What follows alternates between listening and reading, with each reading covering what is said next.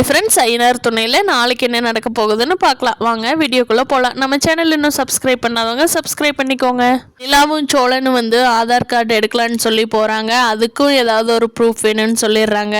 சோழன் யோசிக்கிறாரு, நிலாவோட வீட்டில் தான் நிலாவை ஏமாத்தினாங்கன்னா நம்மளும் தான் ஏமாத்துறமே, கம்முன்னு இந்த ஆதார் கார்டை நிலா கிட்ட கொடுத்துர்லாமா அப்படின்னு யோசிக்கிறாரு.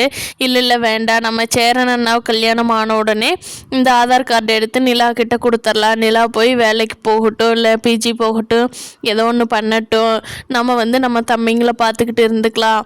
அண்ணன் கல்யாணம் பண்ணி அண்ணனும் அண்ணியும் சந்தோஷமாக தனியாக ஒரு வீட்டில் வாழட்டும்.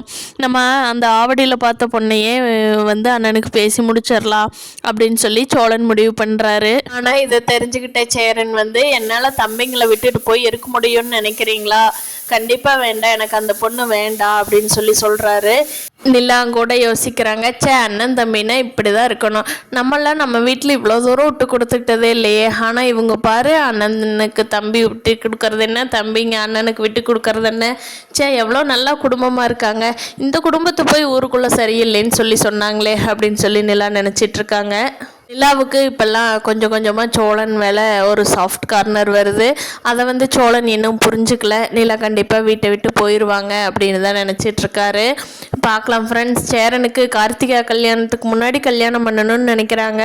அப்படி நடக்குமா, இல்லை கார்த்திகா கூட தான் நடக்குமா, நிலாவும் சோழனும் என்ன முடிவு எடுக்கிறாங்கங்கிறத அடுத்தடுத்த வீடியோக்களில் சந்திப்போம். இந்த வீடியோ பிடிச்சிருந்தா லைக் பண்ணிக்கோங்க. தேங்க்யூ.